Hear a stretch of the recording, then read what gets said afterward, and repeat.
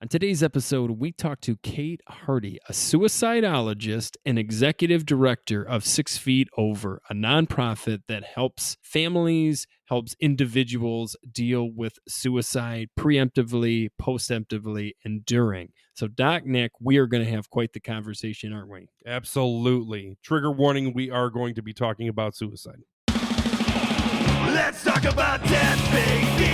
Let's talk about grief and mourning. Is it argumental or existential? What's it mean to me? Let's talk about death. Hi, I'm Benny Cabal, and I'm a funeral professional. And I'm Nicholas Cabal, a psychologist. Hey, Nick, let's talk about death. Let's do it. We're going to talk today about a little bit about 6 Feet Over, but also mostly about suicide. Now, I want to tell the listeners out there, if this is a very triggering conversation, this may be a good time to turn off the episode. But I would challenge you to listen, because there's going to be a lot of good conversation about this, and we need to talk more about this. Kate, before we kind of get started, can you give us a little bit of you, why you got into this, etc.? Yeah. So I am a 9-time suicide loss survivor. Lost my mom in 2003 and 8 of my friends since then. The most recent one was in September of 2020, which is actually, I'm at the longest stretch now currently since I was 20 years old, and I'll be 40 in September. So I feel like that's a win. Also, I mean, I grew up living with somebody who was chronically suicidal, and I struggle with mental health concerns myself. So a lot of it was just my own personal experiences. And as an adult, I started recognizing the gaps that were there for both suicide loss survivors and for people who were just struggling on all ends of that spectrum, from either living with and loving to having personal mental health experiences and suicidality. Doc and I have been waiting to do this conversation, and I couldn't ask anybody better to be on this with us to talk about this. You couldn't, because I'm amazing. Yes. You are quite amazing. And so I kind of want to discuss for you your first experience. Would that have been your mom? Would that have been the first big experience with suicide? Like, how did that affect you as being not only the daughter, but from somebody who really loved this person? Like, can you kind of get into that a little bit, if you don't mind me encroaching on your emotional state like that? I mean, I literally built my career around it, so it's not an issue for me talking about it.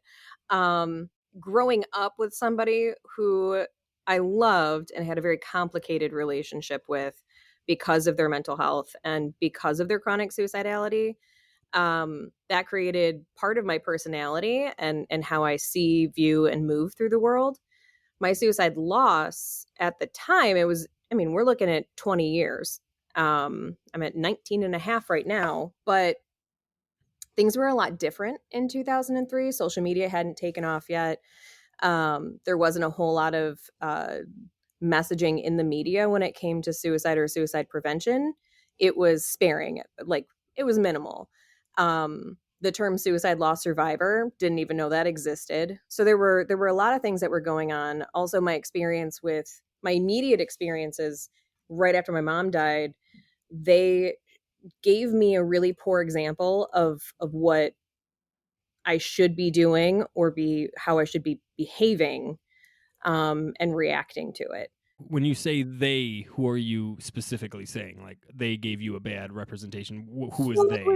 It was everything from my dad, my direct relatives, my friends that hadn't had an experience with suicide loss before. But I would say almost immediately it was the funeral director who did not send me a really great message. My dad, quote unquote, could not plan or handle any of it. So I ended up planning my mom's service. And the funeral director suggested that we alter her obituary to say that she died from a heart attack and not suicide or sudden death or anything like that might even allude to an intentional death. So that immediately, as a young person, told me that this is not something that you're supposed to talk about. Yeah, no, and you know what's sad, Kate, is I still think we're dealing with that even today. You think with all the strives in mental health, and I'm sure Doc can go even further on this. You think we'd be a lot farther advanced when it comes to how we talk about suicide and how we deal with it. But I find that even still today, most of the people don't know how to talk about it. Mhm. There's a lot of shame in the situation, and we live in a very religious community.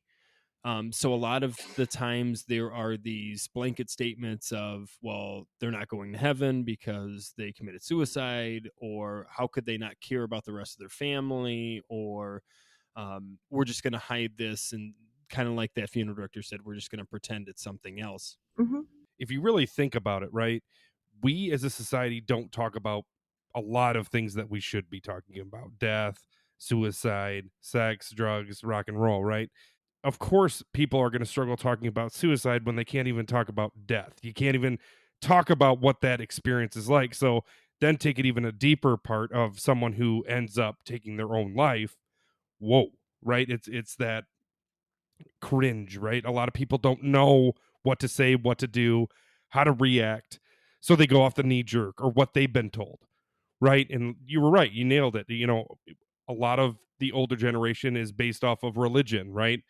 And old, very, very traditional beliefs on things. So that gets handed down to generation to generation to generation. And then, you know, Kate even talked about her experience, this idea like even the funeral professional who should be apt to deal with this situation is basically saying, okay, shh, what we're going to do is we're going to say she had a heart attack, okay? Oh, he Wink, didn't even wink. whisper it. He was just You like, know, "I suggest you put heart I attack." suggest, let me just pull out one of the three other things we could say here. Let me pull out my book here. When Yeah. I'm uncomfortable about talking about this conversation, what else could we say the death happens? And talk about stealing your experience there too. I Like, mean, I think, you like, a different time, and it took me years to figure out how to talk about it.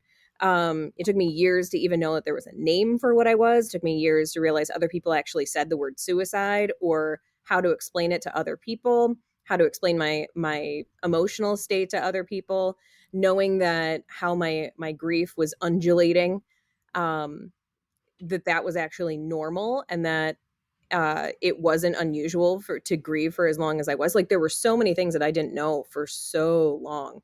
And I am really happy. Like, I know that there's still funeral directors out there who are, and I don't know if I'm going to be a dick on here, but they're bags of shit and they say terrible things to people.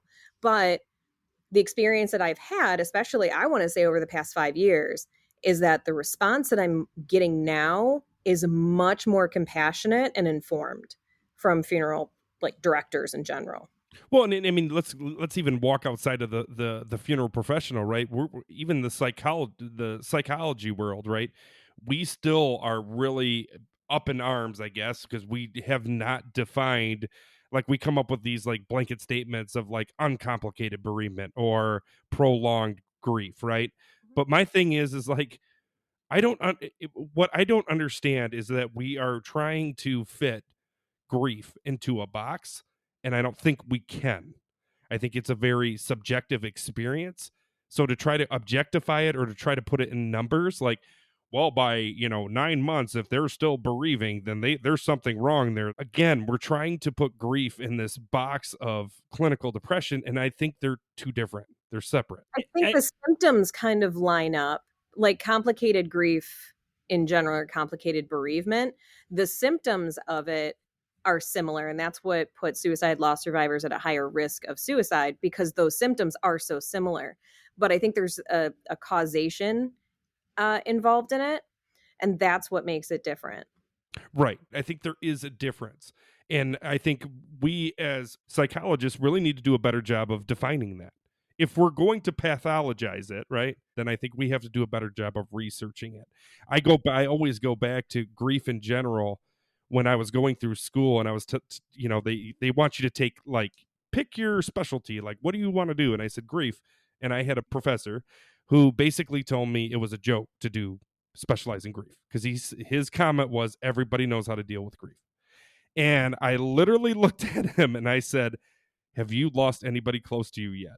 And he said no, and I said, come back to me when you do. You see, but that's the perfect problem, right? How can it's easy to judge somebody from the outside of not going through so much of a low of depression that they can't see that person, that is the only thing that gives them relief at that point, right? So for somebody who doesn't have that experience, it's easy to judge and say, well, they're going to hell, or why would they be so selfish to the rest of their family? And I think that's the big problem, is if we can do anything today, it's just opening yourself up, your epohe again, Nick, opening yourself up to the idea of put yourself in that person's shoes. Like, put yourself in a world where that decision is the only thing that's going to bring comfort or And happiness I to think them. how we start this is by educating people, and we talked about this in a previous episode, but it's the idea of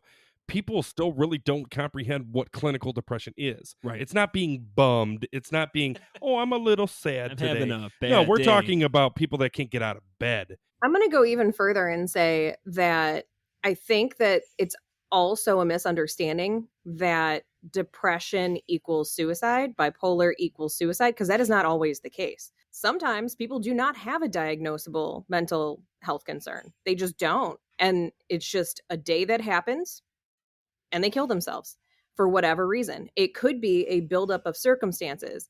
Even right now, like there are literal task forces that are created to assist people with gambling addictions because they right now have a high suicide rate. They're one of the highest suicide rates around. So, I mean, I think attaching depression or bipolar or some sort of mental illness, we'll say, to suicide, I think that also is a hint of misinformation, because it cuts out an entire population of people who just end up dying by suicide. And we always want to blame it on something. We want to blame it on an illness. We want to blame it on a situation or something like that. And that's not always the case. Well, and I think that's the human nature in us, right? Is that we want to pin something on it, because if we can pin, oh, it must be, mental health, it must be bipolar or that kind of stuff. I don't have bipolar, so I'm okay, Yeah, right? I'm safe here. I'm safe. Or they lost their house. Like, those could be precipitating events, absolutely. But that does not mean that is why they decided that they were going to kill themselves. Well, and I think it goes back to what we kind of were talking about, is that we as human beings also try to put things in boxes. So, and don't get me wrong, obviously, as a psychologist, I was trained to what to look for, like hopelessness and isolation and that kind of stuff, right? Those are things that normally do tend to occur, right? But the other thing is that we got to be careful with that, because you're absolutely right. It could have just been the perfect storm. Could have just been that day where everything went to hell in a, what's that old saying? Hell in a handbag? The hell in a handbag, right? I think that's what it is. And the thing is that when you're right, when we say that it has to do with depression or mental health, we're discrediting the other situations. And then again, these people are like, well, my mom, my dad, my mom, my wife, my husband, they didn't have any of that.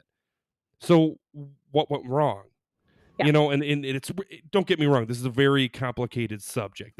There is a plethora of questions that I think unfortunately will never be answered.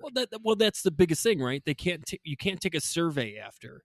You can't find out exactly their mind frame then and their mind frame after. So the problem is we're just assuming, which we know what assumptions make a lot of the time. Now, I know clinicians are doing the best that they can to try to figure out and try to see try to be proactive instead of reactive to the situation. But right now we're in a very, very much, I'm doing the study with the teenagers right now. And right now there is anxiety, depression, and suicidality is on the rise in high schoolers. And that was my question to you, Kate. I had a couple questions for you. Since your experience with 6 Feet Over, have you learned tactics when talking to somebody who is going through these heavy emotions? Like, what have you kind of picked up as kind of like your best instruments to use out in the field? Shutting up and listening. It's like step number one. You want to make sure that that person can talk about the things that they're thinking and feeling without being told. Like, you don't gaslight them. You don't actually feel that way. There's, I went through that before, and like, I made it, you can do it too. That's all great and whatnot, but that people just want to be heard. Most people feel better once they just tell somebody and you give them permission to tell you by being straightforward and asking. Like, that sounds like you're going through a lot. That sounds like a bunch of crap. That sounds really frustrating, affirming feelings, and then being like, are you thinking about killing yourself? Not harming yourself, because self-harm is different than killing yourself. And then once you open up that door and they have permission to say it, they will just, verbal diarrhea everywhere. What do you do after that step, Kate? When they It depends. Like, you have if that conversation and depends on the person. Some people just really feel a weight has been lifted just by expressing that. But then also offering, like, okay, well, what can I do to help?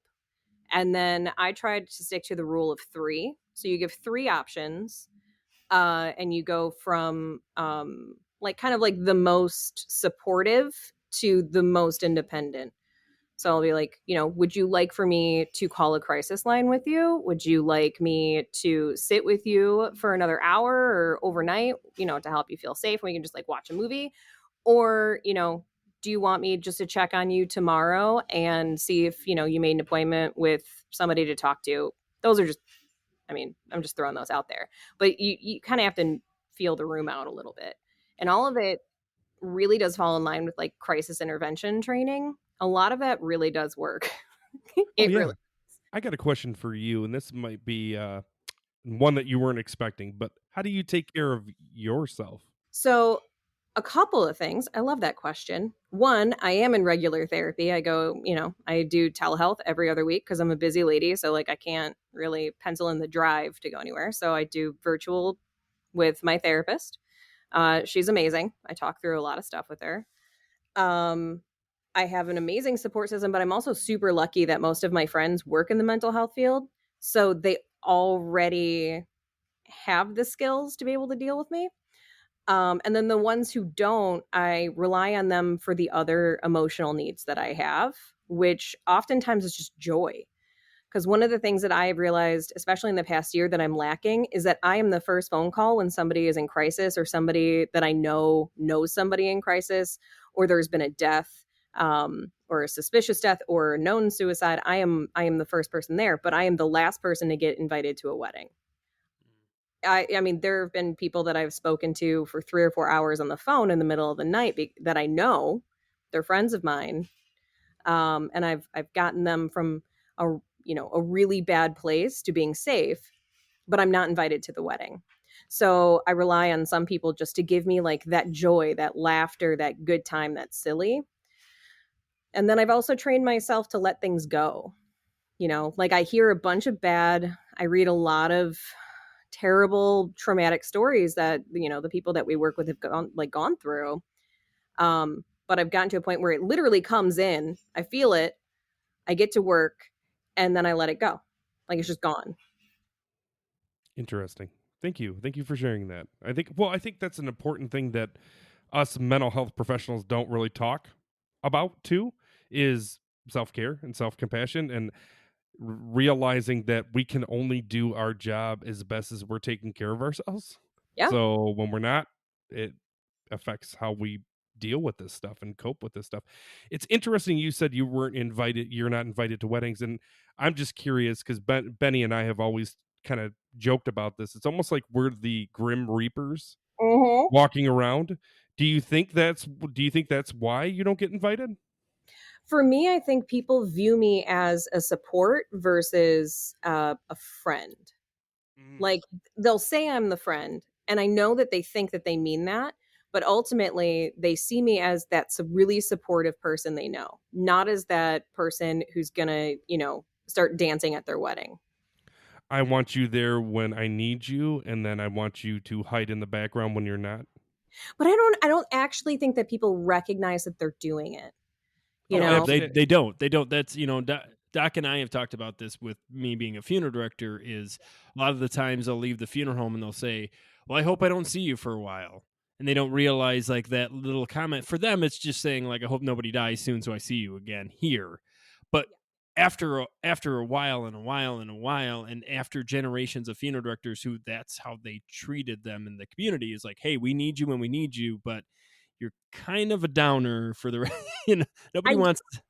I do joke around about it. Like, if I am in a group of people that don't know what I do for a living and they ask, and I say, well, I do, suicide postvention and prevention. I'm a suicidologist. Like, this is what I do. I'm suicide all the time. And then immediately after, to lighten it a little bit, I go, I'm real fun at parties. And then, like, I am so much fun at parties. But Well, and I think you're right. Humor is such an important, I think, role for all of us, especially in this kind of a field. Because, like I said, if you're not taking care of yourself, man, you can get caught up in the mud, for oh sure, yeah, I for mean, sure. humor is a huge part of the culture within this organization. Like, we try to have a good time. And even with staff and interns, like, we want to make sure that this is a fun environment because it is so deep and it is so dark sometimes. And you're seeing people and talking to people in their very worst moments or their lowest moments, or they're in crisis. So if you don't lighten the mood with just jokes and stuff, I mean, we have a joke in the office, like, what did you do today in your suicide postvention project? Like, Well, let me pull out my calendar, my schedule. I've got But goats and everything. Like, you there you need go. fun stuff. Now for you listeners out there, me, Benny here, I have the privilege and honor to be a part of 6 Feet Over. I'm on the executive board, and I've had the opportunity through our program, through Lemonade, to help families. And you're absolutely right. It's an interesting. Can you pause for a Yeah, second and absolutely. explain what lemonade Oh. is? Because I don't know if everybody listening to this understands what lemonade means. Yeah, Kate, I'm going to let you take that, so you'll say it a lot better than me in a more professional manner. I am 100% positive of that. So Lemonade is our suicide loss support program. So people who have lost someone to suicide, I don't even like to say loved one, because sometimes they're very complicated relationships. So they just lose their person to suicide. They are then met with some emotional and resource needs, but also financial needs, specifically for after death costs. So those would be biohazard remediation, funerals, the things that go along with funerals, all of those little fun accessories like coffins, um, and headstones, and You mean caskets, right? whatever. I like Coffins are pinch toes. I love that. You're And telling me I it's not so, popular? so I'm gonna pause you again for the listeners out there that have no idea what you meant by the biohazard I don't know exactly the terms you said. Yeah, can you actually explain what you're talking about there? Yeah, because especially that's very important. People don't think about that that's a part of this. So go a little bit into that. So occasionally, when people die, either the death itself may have caused a mess, or if somebody was not found for a while, it could also cause a bit of a mess. And the last thing that somebody should have to do on their own, or feel like they have to do on their own, is clean up a hazardous situation that is also going to be traumatic. There are professionals out there. We work with a really great company who does the majority of the state of Michigan, who gives us a really nice little baby discount to make sure that we can afford to help everybody that we can. And that's the Michigan Crime Scene Cleaners. They're great guys. Well, it's important because the problem is for most people, obviously, when they're dealing with something like this, they haven't been talked about. This hasn't been a discussion they've ever had, so they just assume they have to take care of that. And I'm sure it's a very lonely, isolated situation for them. So it's nice to know that there is this organization that's out there, and I think it's incredible, because I think that's the biggest problem about suicide is there's so many facets to it. There's so many unanswered questions for the grief side of it.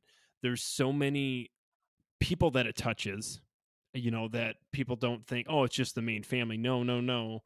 We're talking and whole societies really that are involved. And that's the interesting thing that I've learned in my 10 years as a funeral professional now is everybody somewhere in their life has had somebody that either they known or they've in their family. You know what I mean? Suicide isn't that like, well, that happened to one in a million. That's not how it happens. Usually you could talk to one person, they'd be like, yeah, we have a family member, or no, I lost my friend, or I had somebody in college that I was really worried about. And that's the thing, like, it's not just we need to be more proactive than reactive, because the problem is it's already happening. It's already a part of who we are, and why wouldn't we have these discussions, and why not have, and I guess that was one of my questions I have, Kate, because I'm kind of going in circles here.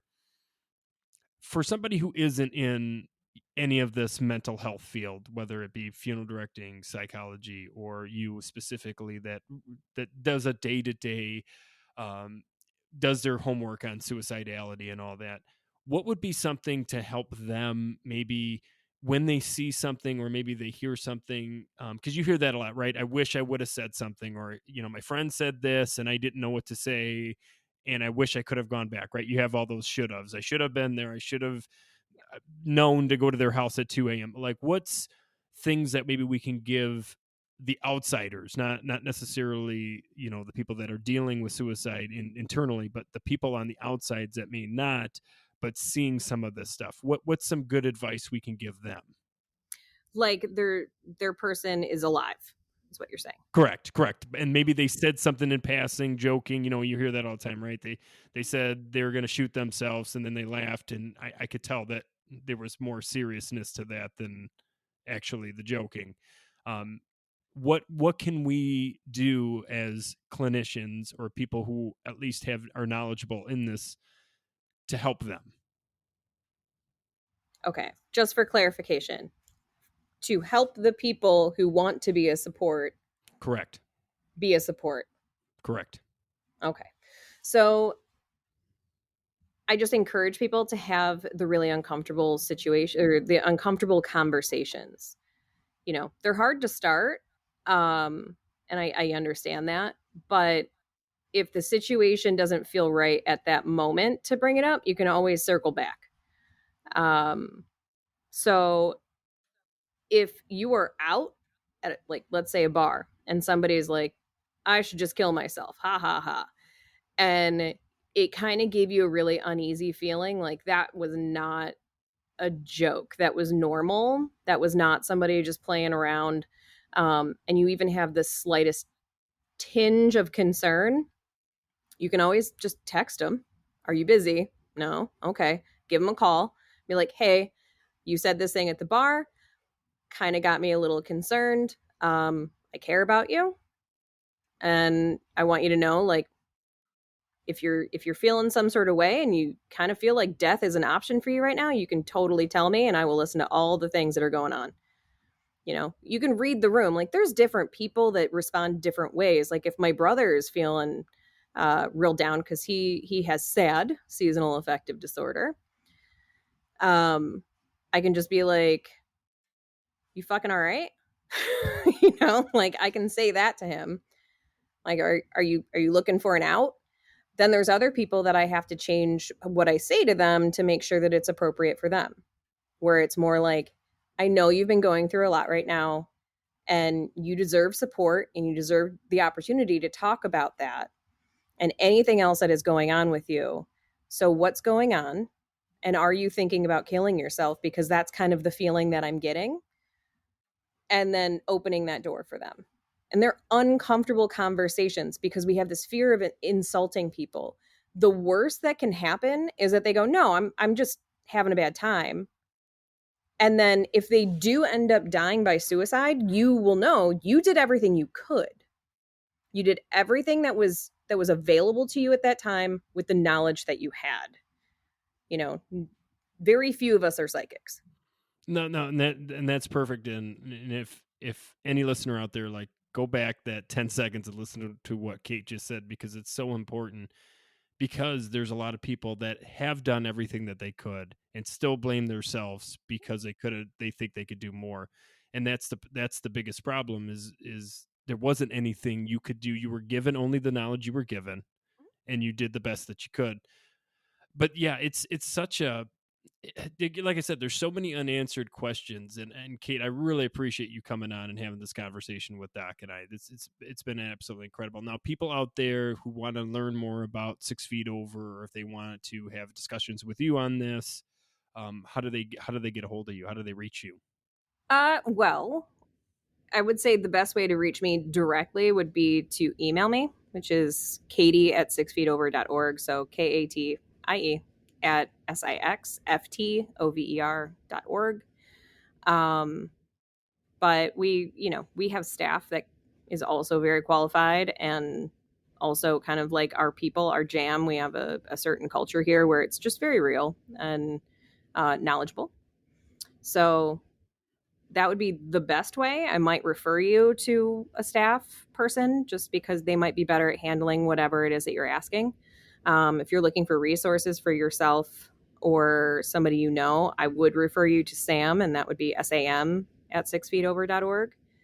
So I'm available. We want to help people. And if people are loss survivors and they just need a little extra support, we can help with that too. We do emotional and resource support. It's not always just financial jazz. Like, we want everybody to have what they deserve, and they deserve to have an opportunity to talk about their experience, their person, what they're going through, and get help looking for the additional stuff too. Oh, well, it's absolutely wonderful what you're doing. I could tell you from my experience with you that I've learned a lot of how to communicate with people, and especially my families that I deal with, when conversations like this arise, because sometimes there's a lot of silly things said that need to be shut down at times in a professional manner. And other times they're just, like you said, is just open your ears and let them communicate their story, because at the end of the day, that's what they want. They want somebody who's going to listen, is not going to judge, and is not going to gaslight them, as you said. So really appreciate the conversation tonight. I'm sure there will be a part 2 to this eventually, Kate. So thank you for being on, Kate. You're an absolute wonder. And Doc, do you have any thoughts, closing remarks before we close this one up? Just want to say that you're a blessing to the people that you work for. Oh, thanks, man. Keep fighting the good fight, because we need more of you.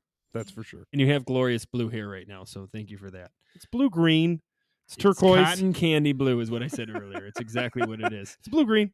Well, I spoke at school yesterday, and everybody told me I looked like a teal Miss Frizzle. So whatever. Ooh, I like that. That's a win. And with that, we will end this conversation. For all of you out there, if you haven't, please like, subscribe, send us out there. If you have any questions for us, maybe on more about suicide thoughts or how to get a hold of Kate, you can always reach us too at let's talk about deathpod@gmail.com. Like us on all your platforms, send us out there. And if somebody is dealing with suicide, or maybe that family is dealing with suicide, please send this episode out. They could be getting something from it, or at least somebody to reach out. Thank you. This was a very hard conversation today. I appreciate Kate being on, and Doc going through this journey with us. And like always, if you're not talking about death, you're not living. Thank you so much.